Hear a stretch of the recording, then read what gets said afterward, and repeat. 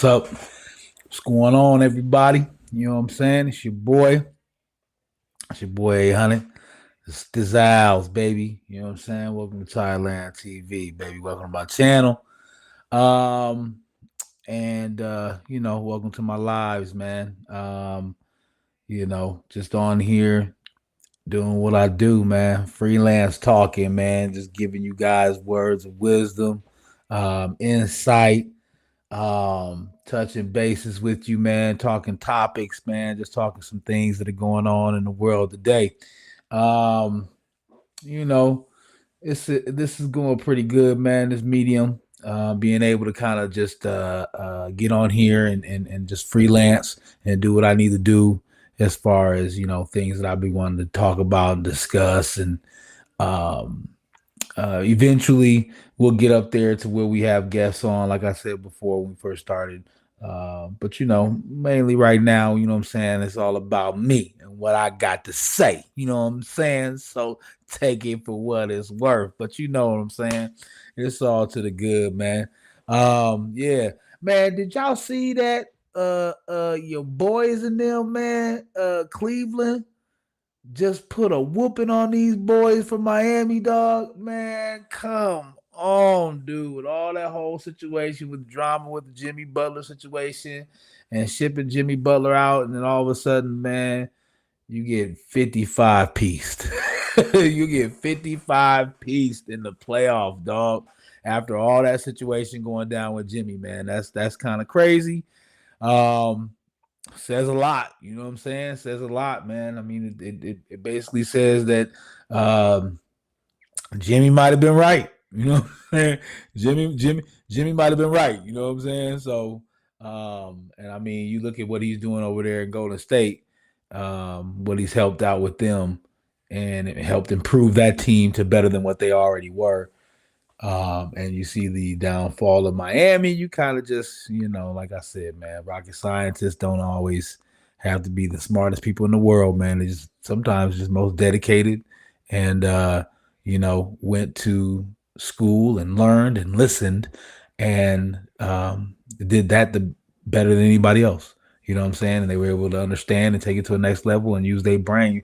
Um, for that. And one of the things that you can use your brain for is to tell that if a player leaves your franchise and then your franchise is terrible, maybe that player was more significant of an impact player for your team than you want to let on. So, it is what it is. But man, I was watching that game and it was like 43 to 15 in the first quarter, man. I was like, man, I said, dang, that's terrible. That's like, wow. You know what I'm saying? Even Charles Barkley was making fun of. You talk about going down fighting, going down pillow fighting. He was talking about pillow fighting. Pillow fighting, you know what I'm saying? See? That's what he was talking about, some pillow fighting, you know what I mean? And yeah, that's what they did, man. They had a whole bunch of pillow fights going on while Cleveland was, you know what I'm saying, putting the smackdown on that. You know what I mean? So that's crazy, man. But big ups to Cleveland, man. I think Cleveland's had one of the biggest turnarounds this year. I knew that too. I kind of knew that when I saw Donovan Mitchell go over there. I knew it wouldn't take that long because of the kind of way that Cleveland franchise is, and the type of player Donovan is. Donovan's one of them type of players where he's his game. When I think about it, his game is like prime Wade. His game is like prime D Wade. Like when D Wade probably second, third year in the league, um, Donovan's playing at that level. You know what I'm saying? With the way he moves, the jiggies, his shot mechanics. Better shooter though, but just his ability to just dominate a floor without being such a horrific presence and demanding a lot from his teammates. And I mean, you got a team of guys who are mainly, saying high profile role players and just serviceable guys, but they're all going out there and doing their job. And it's helped Cleveland to just climb, to a height they haven't, they haven't been since, Bron left. And only while Brown was there. You know what I'm saying? But still, for him to do that, man, I kind of foreseen it happening. I could see it. I never doubted um I never doubted him at all with what he can bring. I think that it's exceptional to see what Cleveland's been doing. I thought they were going to get 72-10, man. I really did. I thought they were going to pull it off. Just going on 10-game win streaks during the season, 15 game win streaks is phenomenal, right? So big ups to Cleveland and what they doing over there in Donovan Mitchell in his game. Um, yeah, Golden State playing Houston right now. And them Houston boys are some dogs, man. So I feel for Golden State though. It's going to be a tough one. But we'll see how that's going. They going on right now while I'm talking to y'all. So hopefully y'all can be watching this or syncing this and watching it on TV. I mean, you got the phone, you got your tablets, you got your computers, your laptops, you got your desktops, you got your TVs, um you got your projectors. I mean, y'all got everything, ample ways of watching and viewing, you know what I'm saying, what's going on in the world today. So you can be plugged in with me too. You know what I'm saying? Give me that attention too. You know what I'm talking about? I ain't gonna be talking about too much tonight, man. I'm just gonna get a little bit serious with you, but we gonna keep it a little bit light tonight.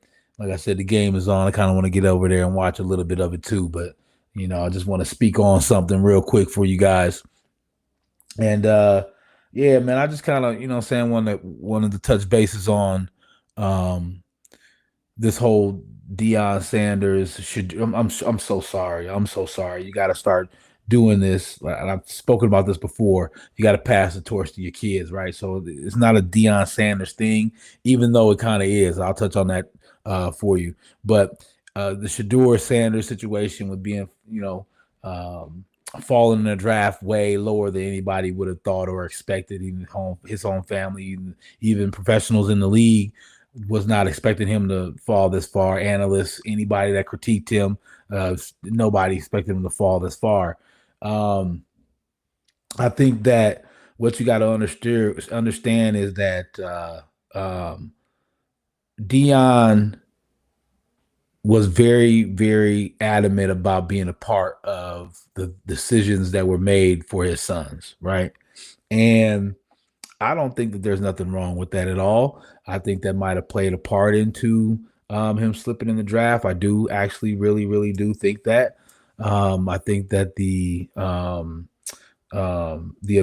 ability and the charisma and what Dion did when he was in the league, the showboatedness, the ability to be a superstar is something I think they're probably scared of when it comes to Shador.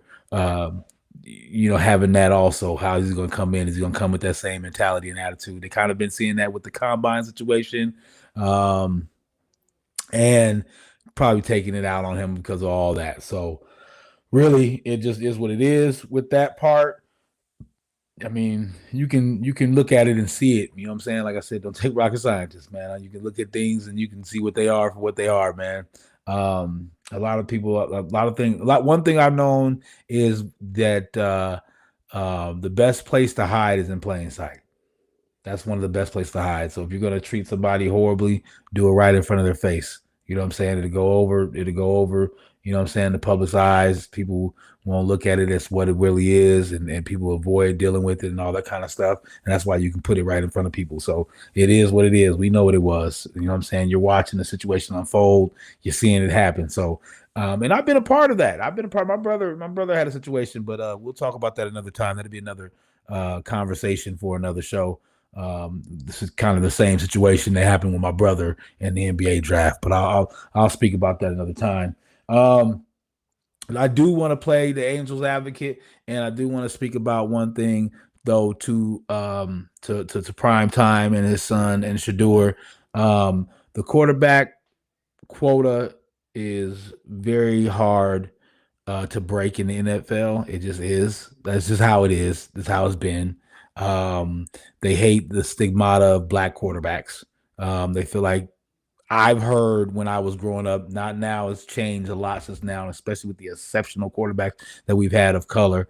But back in the day when I was, what I'm saying, growing up, younger, um, um, teens, um, younger 20s, it was a stigmata of having a black quarterback. You know what I'm saying? It was like, okay, the stereotype is the white quarterback, mental readiness, and the ability to stay in the pocket. The black quarterbacks always want to run, all that kind of stuff, right? So you got to understand that that's kind of some of the things that they apply in when it comes to quarterback. They're really particular about their quarterbacks, man. They just are. I'm just stating what they are. I'm not saying how everything went down was cool or trying to validate it. I'm just stating the fact of something that I know. They're really sticklers for precision on quarterbacks. I'm talking about, they're already judging you about tapping the ball. You know what I'm saying? They're worried about your feet. You know what I'm saying? Your steps that you take when you throw. Those are the things in quarterbacks that they look for, with a fine tooth comb. You know what I'm saying? They trying to figure out any type of thing that a defender can look at and read you. Okay, well, we can't. You know what I'm saying? But still, how many teams needed quarterbacks and didn't take them? You know what I'm saying? And I've seen a couple of highlights of guys in combines that had some, horrible showings that went before him, and it sucks because the NBA, or excuse me, the NFL is treating it like they got to compare it to Cam Ward. You know what I'm saying? They're like, oh, well, Cam Ward went first. Okay, that's cool. But there were other quarterbacks that were taken too, before Shador, that was horrible. You know what I'm saying? So, but they want to be like, well, Cam was taken. Well, Cam's got a backstory. Yes, we get that. I understand that. But, Shador was Hunter. You see Hunter, right? Okay, so Shador was on that same team. I mean, what was Hunter the quarterback, the wide receiver, the D back, the running back? Was he all of those? No, I mean, quarterbacks run teams now. So that team, Colorado, had to have they had, what I'm saying, some showtime plays. You know what I'm saying, some big time plays, and I think that man was part of them. So I'm just saying, still, you know what I mean, like. The dude was doing his thing, you know what I'm saying? So for me personally, for him to drop that low, but also one more thing that's a Angels advocate is that, like I said, tell people all the time, Tom Brady, you know what I'm saying, the GOAT of football, right? Everybody who's arguing it, right? I mean, not that many people can argue it, but right, who's arguing it for real, right? Okay, so y'all call him the GOAT of the NFL. He went fifth round. I think it was fifth round. I think he went fifth round. And really, the only reason why we speak and have a conversation about him being the GOAT is because the quarterback before him got injured. Straight up. It wasn't like he just came in and just dominated. You know what I'm saying? It was like, oh, we need to give the franchise, we need to give the whole team to him. Somebody got hurt. They threw him in there. Did a good job. They kept him in. Right? So, football, and I tell people this all the time, football is the one play, the draft is the NFL is the one place where the draft is like, you know what I'm saying? Like, your top is a suspect too. You know what I'm saying? Like, really, really shooting for potential on most of the rounds. Most of the picks that you're getting out of the NFL, you're going off potential. You know what I'm saying? And situation. So, because you never know, you can get a fifth round pick. I mean, my boy Bilal Kone got drafted. You know what I'm saying? And he's a beast. You know what I'm saying, on the defensive end as a D back. So, and how many guys D backs went before him? You know what I'm saying? So we'll see, how he comes out, and I'm sure he's gonna make his presence known like within a year or two. Guarantee you, you'll hear his name, you'll hear his name ring. You know what I'm saying, while you watch the NFL prime time ticket. You know what I'm saying? So, um, and he went sixth round. So, you never know. You know what I'm saying? With the football, it's more of a higher percentage. Excuse me, a lower percentage.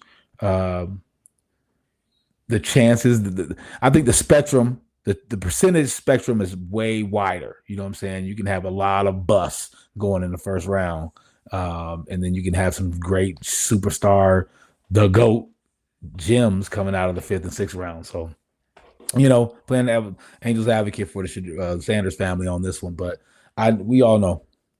So, but the thing about it is that you look at it and I think of the Ball family. the Ball family situation. I compare um, Deion Sanders and Shador situation to the Ball family. And I mean, you look at what LeVar went through, right? You know what I'm saying? And this, I was thinking about this today when I was writing my treatment for today. You look at what they went through, and this the Ball family in particular, and you think about it, and they talk about how this man, the father of these children, and how he was horrible for them, and how he kind of messed up. Man, his youngest son went what third in the NFL NBA draft. Like, you know what I'm saying? Like, yeah, you see, they was talking about this dude being so horrible, and he had three kids in the NBA at one time. All three kids were literally on NBA rosters at one time, and two of them are still in the NBA. One of them is making a significant, has significant minutes. Is kind of the face of the becoming the face of the franchise. One of them is is a journeyman, but he's still once he's out there, he's doing his thing. You know what I'm saying, right? And then the other son, Jello, he's got a music career, which, like I said, you know what I'm saying? Hey, you know what I'm saying? Pops had made that happen because if they ain't know who the Ball family was, you wouldn't get no sign, no deal for, you know what I'm saying, whatever Bob they Skippy. But hey, swerving the corners, you know what I'm saying? You know what I'm saying? Hey, that's how it works out. Hey, LeVar, you did your thing, right? Never let nobody shun you on that, my man. You did your thing, brother. And that's some real stuff right there. That's some real dad stuff for you. That you got to understand is that he went through a lot of scrutiny, man, and look what his kids turned out, man. You know what I'm saying? Get that man his flowers, man, before he gone, man. Get that man his flowers for what he did, man. You know what I'm saying? He made some successful young black men, some kings, man.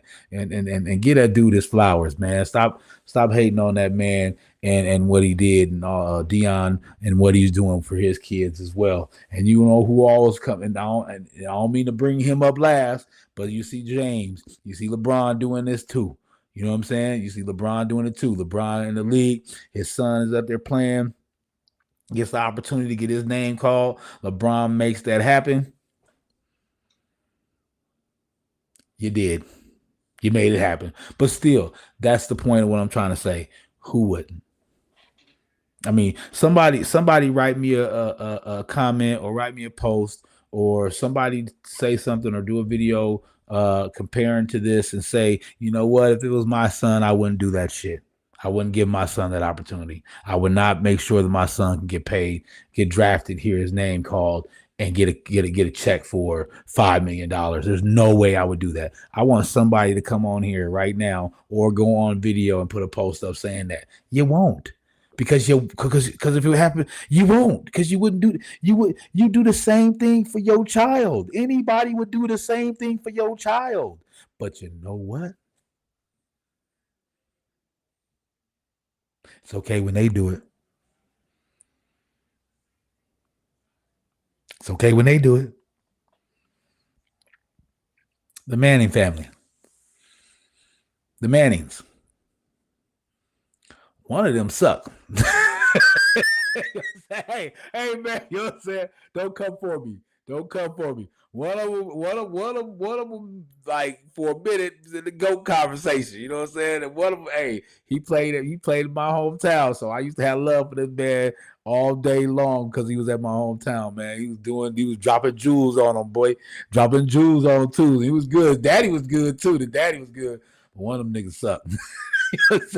I'm real, dog. Y'all can hate whatever you want to do, whatever you want to say. I don't care.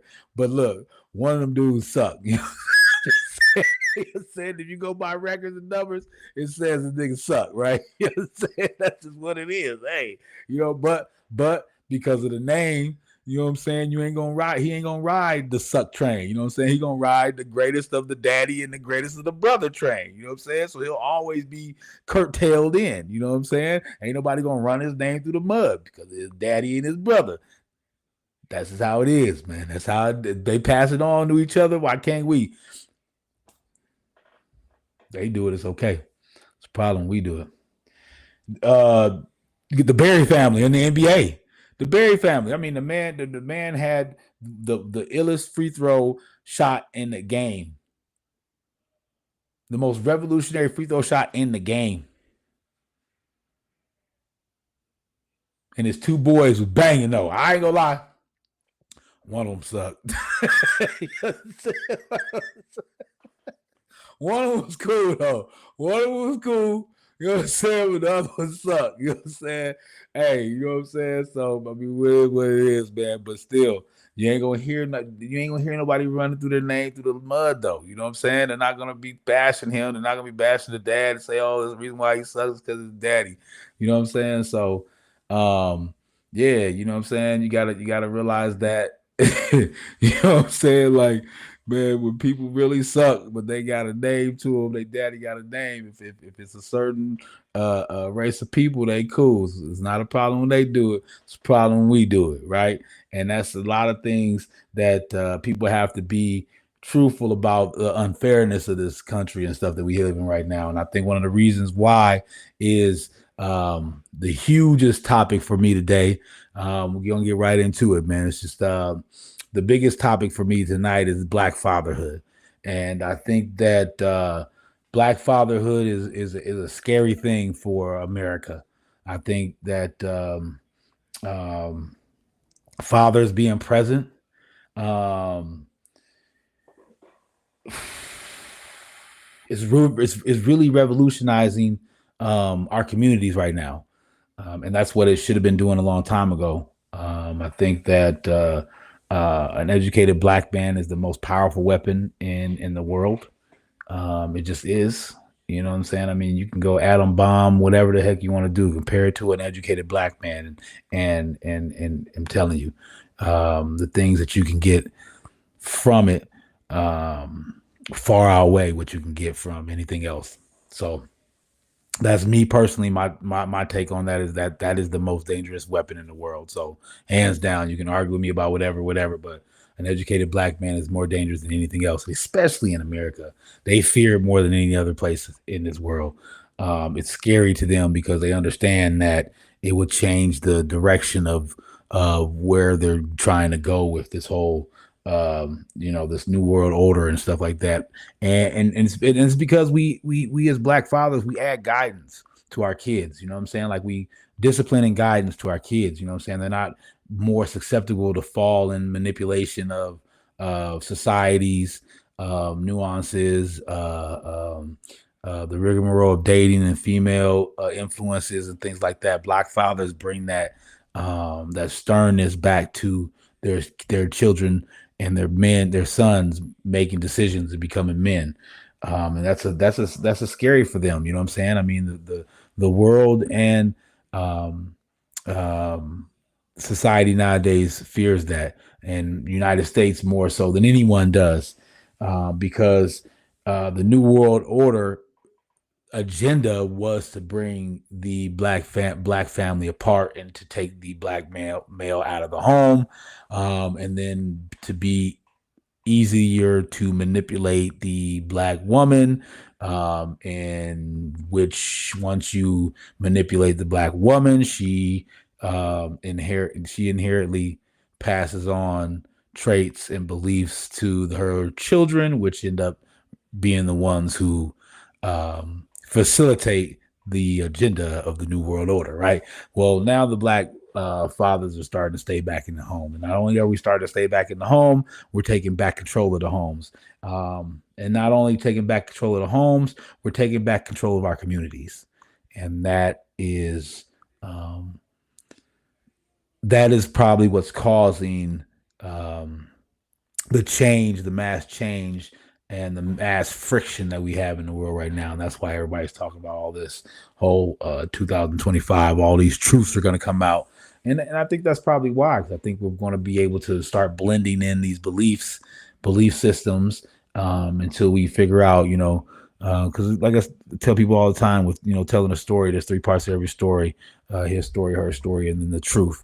And now I think with it all being diluted with different religions, because every religion is history, history, history, her story, history, her story, history, her story, her story, all these different religions. Well, now if you think about it, a lot of these religions are starting to tell similar stories now. You know what I'm saying? As far as going back as far as when they began, all these stories are starting to sound similar. So They're gonna get to the truth one day.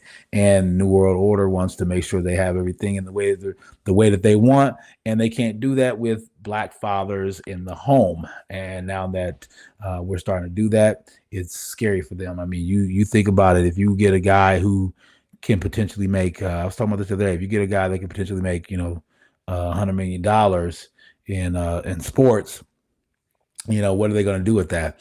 Most people want to go get a house, get a car, buy houses and cars for their friends and family, go out to the clubs, go on vacations. You want to help. They want you to help fuel the economy. They want you to help turn all that money right back into the United States. And with black fathers being active in their sons' lives, you can kind of put a little bit of halt to that. You know what I'm saying? We can definitely put a halt to that American dollar being circulated within the wrong communities, right? And that's fearful. So I can definitely see why. Dion's situation is very fearful. This is what I'm saying. Some of the stuff you don't have to be a rocket scientist to see. I mean, if you Google Deion Sanders, anybody listening to this that doesn't know what's kind of going on or whatever, Deion Sanders was a football player in the NFL, very, very prominent football player. I mean, huge. But he took it to another level. He was a showman. He was very, very arrogant. I mean, he even had a music video. He had a rap. He had a music career. You know what I'm saying? He's like, must be the money. You know what I'm saying? Hey, must be the money. You know what I'm saying? That's Dion right there, right? That's how he was, right? You know what I'm saying? So, he milked the NBA for some money, man. You know what I'm saying? They had to pay that man. He was one of the best at what he did. They had to pay that man. You know what I'm saying? And he did it, right? So for him to get his son a chance, now they're like, ooh, hold on. And then all of a sudden, as a father, you're arrogant as a player. Cool, okay, we pay you. You're playing for our team, but now you're a father. You don't have anything to do with us, and you're going to come up here. And there was an interview where Deion said, "Hey, look, I'm going to make sure I'm a part of my son's decision making because I know what goes on in the politics of this. I've seen how these people get down, so I'm gonna make sure I keep my hands on my son so he knows what to look out for, what not to look out for, right?" And they don't want that. They don't like that. So they like, okay, fine. You want to show us how powerful you are? We're going to show you how powerful we are. And I think that arrogance does that to a lot of people. I think a lot of people hate the arrogance of some people, especially when it comes to your kids. And they want to almost they almost want to take it out on your kid because they can. You know what I'm saying? Your kid is in a vulnerable situation to where they have the authority to do something to make your kid feel what they want you to feel. And you know what I'm saying? Like them doing that is just terrible, man. I think that's just bad. That's just bad. You know what I'm saying? Bad pit business, bad respect. You know what I'm saying? Especially for men to men. You know what I'm saying? To do that um, to take it out on someone's kid. You know what I'm saying? The beef that you have with somebody. I think that's one of the lowest things on the face of the planet you could do. You know what I'm saying? As a man. You know what I'm saying? As a man, as men to men. You know what I mean? So how they did him, I feel that part of it too, you know what I'm saying? Because I think that he was one of those people, especially when he first came into the league, he was hot with it, you know what I'm saying? I don't see nothing wrong with popping off. I think popping off is a great character, it's a great characteristic to have because um you can't be a puppet all your life, man. You can't just run things the way people want you to run things. At some point in time, you have to step out on your own accord, and you have to step out and do things the way you want to do them. Because people love people. You know what I'm saying? So when people get to see the real you, the real version of you, and what you got to say and what you got to bring, there are people that are gonna love it, man. You know what I'm saying? So a lot of times, the people that are closest ones to you be the ones that be trying to hold you back, and Dion wasn't like that. Dion was the type of dude, man. Look, man, must be the money. You know what I'm saying? I'm finna go get this paper, man. I'm finna go get this thing going. Finna crack this show off. Everything's a show. Everything's a movie that I do. And he is a exemplary father and coach because he did, like I was speaking about the other day, coaching and father, being a father to your kid and how difficult it is, but he did it at the next level. He did it at the college level, right? So he came into Jackson State and blew the socks off of that school, man, turned them around, got the opportunity to go to Colorado, a big program, and he did the same thing. And he brought massive opportunities to young black males to be able to have the ability to get on that platform and perform and play. And not only for the kids, his staff. I mean, you know what I'm saying? He brought some guys from the NFL that were some prominent, huge name players, and brought them in to help coach these kids and give this knowledge to these kids. So I mean, the things that he did was, huge. You know what I'm saying? So for um the backlash from the NFL on this guy, I think I mean, it was due, because that's just what they do. That's what the NFL do. I mean, I asked somebody before, how many NFL owners are black? Come on, man. I mean, you don't have to be a rocket scientist to figure this stuff out. You got to be a rocket scientist to figure out rocket science. You know what I'm saying? Like this stuff that I'm pointing out, dude, is simple stuff, bro. Like people bite heads off when you point out like just the thought process of a man. Like you can sit there and look at somebody do something, be like, man, he's thinking about doing this, and they like, yo, do you know what he's doing? Because he's sitting there doing it. You know what I'm saying? Like, I don't have to be a rocket scientist to see if a motherfucker walking straight. He wanted to walk straight. Well, you don't know if he wanted to walk straight. He could have wanted to walk right. He just ended up going straight. Man, you know what I'm saying? Like, this is why people can become rocket scientists, for people that talk like that. Like, you're looking dead at the situation. You're watching the situation unfold. You're hearing people before the days before leading up to that draft, what was going on, right? So, I mean, come on, man. We all know what was happening, man. The NFL was making a point. Period. They do that. I mean, we can name names. Colin Kaepernick, they were talking about the other Stephen A was talking about they were talking about the other day. They did the same thing to Colin Kaepernick, man. I mean, they proved their point. Then they will prove their point. Roger will prove his point. You know what I'm saying? I mean, you can fight them all you want to, but the people are coming to see the NFL games. They're not coming to your house. They're coming to see the NFL games. They're filling up the stadiums. And I don't know about you, but Roger got his hand in everybody's stadium. He's got a piece of everybody's stadium. So, his influence is pretty big, and the dude will prove his point. But like most players, in the end, they'll get the last word, because it's pretty similar to politics, man. We the people, man. You know what I'm saying? And once we realize how strong we are combined, we'll be better. And black men and black fathers are realizing that, and I'm loving that. I'm loving the era that we're in right now. The strength of our men and our young boys, because they know they have good fathers behind them. And we gotta push that agenda, man, because we want to have a family business. I want my son to understand video production. That's one of the things when he was a little kid, I tried to instill in him. My youngest son, he loves taking the iPad and taking photos, and I've been telling him, teach him how to video, press the video button and record something. I've been telling my son, man, we need to get down, do interviews so you can learn how to talk. Just in case you go into interviews and stuff like that, because you want it to be a family business. You want them to understand what it's like to be somebody who, in this world, in this society, can hold your own, when it comes to talking, representing yourself, promoting yourself, marketing yourself, and putting yourself out there for the people to see and fall in love with who you are, right? So, I guess that's what we try to do. The Ball family. I mean, you see, they made a whole business, big baller brand, and it may not have been the most competitive competitive business out there when it comes to like who they're facing against, but they had sales, you know what I'm saying, and it made a name for them, and it got publicity while they were able to watch their kids sign deals. And it puts you in a lucrative position to where you're able to make bigger decisions than you were, right? So that's what we want to do. We want to get that generational wealth. Generational wealth is not always about just the money. I think more so it's about the character of the family.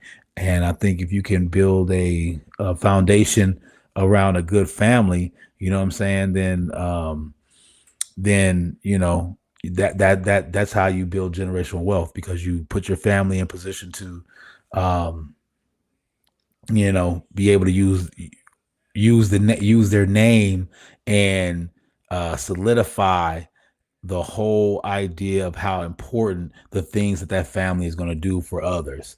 Um, I mean, like with my brother, I mean, we were able to, do a couple of things, you know what I'm saying? Working on still some things to this day. And you want that, you know what I'm saying? Because then you can pass that on to the next generation. And then, like with Dion and with his situation, he's passing it down to his boys. Shiloh's coming up next. We'll see what Shiloh had a joke to his brother. Said, "Dang man, what they do to you, man? What they gonna do to me? They did that to you. How they gonna do me, right?" But that's some you joking, but that's real stuff, man. That's sad that he got a joke like that. You know what I'm saying? But that's how brothers is. We can take jokes, man. We can take the real and turn it into a joke. You know what I'm saying? And deal with it, because that's how we were. We're built like that. But still, man, it's kind of sad. They gotta go. They gotta look at it like this and go through this because of black fathers. And I love black fathers, and um, we are dope. We're dope. So, stand up for us, man, and look out for us, man, and help empower more men of color to be fathers in their children's lives. We have to be advocates for that, and because these young people need us, man. These young kids need us. They need their father. They need their father. You know what I'm saying? Matter of fact, a situation that my brother went through. My mom always get mad because my brother got older. You know what I'm saying? Like when he got to the league, and when he came back from overseas and came back into the league, he wanted someone to move in, and he moved. He asked his dad to come move in with him. His mom and our mom was kind of upset because dad, pops was like, Pops was doing this thing in Indiana, you know what I'm saying, while Allen was coming up, you know what I'm saying? Saw him during the summers, but really didn't see him that much. And mom was just kind of like, why he moving him in the house? And I'm just like, that's his dad. You know what I'm saying? Like, that's his dad. That's what they do. They gonna crave that connection, that male connection. You know what I'm saying? Just like y'all ladies know, your daughters are gonna crave that connection with you. So, you know, these young men will eventually, if they don't get it when they're younger, when they get older, they're going to crave that. They're going to crave that connection, man. They're going to look out and they're going to reach out for it. So, might as well give it to them. You know what I'm saying, or do as much as you can to and keep that influence from their father in their life when they're young, because it's important for them to have that guidance. It's important for them to feel that love and that connection from somebody that's so similar to them. 50% of them is their dad. That's who they're going to be. You know what I'm saying? I mean, you can tweak a little bit when you get older, but most likely, most of the time, you're going to be pretty much similar as far as character wise, not how you're going to end up, but as far as character wise, you're going to end up with the similar characters as your father, young boys. So the fathers need to be in their lives to kind of help them deal with that, and how to guide in and out. And you can't, dads, you can't. Well, I was thinking about this the other day. You can't you can't how can I word this? You cannot teach your kids in your mindset, right? I was thinking about this. I think a lot of times what we do as dads is we teach our kids what we would do or what we did in certain situations when they're going through, right? Whereas we need to step back and we need to tell them, hey, this is what I did, right? If it worked, try this. If it didn't work, this is what I did, but don't do this, right? And I think as long as we're doing that more so, we're still letting them have that ground to understand that they have the ability and they have your trust to make decisions. But hey, don't make this decision because this is what happened when I did it. Don't make this decision because this is what I happened when I didn't do it. Right. So if you think it on that concept, it makes a better relationship between you and your son, because it makes them feel like you're giving them the chance to make decisions, right? But you're just guiding them, right? And with these young people, it's difficult because a lot of parents live through their kids, and living through your kid is okay. Like I said, when you're doing it in a way where you're not trying to tell them based on how you would do it or how you did it, right? It's got to be more so, you know what I'm saying? Like, hey, how I did it when I was that age was like this, but you know what I'm saying? You could try that. Don't try this. Now, what you want to do? Okay, bet I got your back. And that's kind of how I look at it with my son. Um, I mean, there's a lot we got to work on still too, because we got to, you know what I'm saying? He trying to get to this dang college, you know what I'm saying, next year, man. I'm like, man, shoot, my brain, my nerves, my temples are exploding because I'm like, man, what I got to start working on with this dude to get him ready. You know what I'm saying? But we gonna be ready. I'm gonna get him ready, man. Yeah, man, generational wealth is the key to it all. Our communities, raising these kids as a village is going to be what does that, and a community of Black fathers. I know my boy Tommy McBriar um, has sessions all the time over South Minneapolis for people to come in and sit down and network with each other and um, meet and greet other Black men and just guys that are, you know what I'm saying, doing something well and want to do something well and want to be a part of something big. So over South Minneapolis, Tommy got that cracking off. Don't shoot guns, shoot hoops. That's what we talking about, man. Don't shoot guns, shoot hoops. You see, use these sports as a vessel to get you to the next level. I'm sorry, and I'm going to start speaking about this more. Use it as a vessel to get you to the next realm. Okay, there's realms we live on them as we are speaking and talking and breathing right now. I'm telling you, I see these people, man. I'm telling you, when you sit around basketball, when you sit around professional athletes, you have a conversation or you're just sitting there listening. You can tell they operate on different. They operate way different. I've spoken on this before, but I'm gonna have a specific show talking about realms. I was talking about beliefs. Matter of fact, tomorrow we'll probably start getting into either conspiracy theory. I'm thinking about it. Matter of fact, I'm not thinking about it. I know what I'm talking about. I'm just kind of throwing ideas out there at you so that way you got to tune in to see what my topic of the day is going to be. Right. But I mean, we're going to tap into everything. I've been a little bit sports minded lately because that's what's hot right now in the playoffs. NBA playoffs is going on. Um, this football draft is going on. Spring training and base football, basketball is hot right now, so that's going to be a lot of the topic. Plus, with AAU sports, and I coach youth sports. I coach basketball mainly, coach football a little bit with the association level. But I'm gonna type in a lot about that, but guarantee you I'm gonna be talking about religions, beliefs, politics. I don't care. I'm gonna talk about it all. This is what I'm gonna give you. So please stay tuned. Tune in with me. Keep craculating. It's your boy 800. I'm here to stay. You know what I'm saying? And you know what I mean? It's the guys, a prophecy, man. And sometimes I'm gonna be telling you guys about some prophecies, man. I'm gonna give y'all a prophet prediction.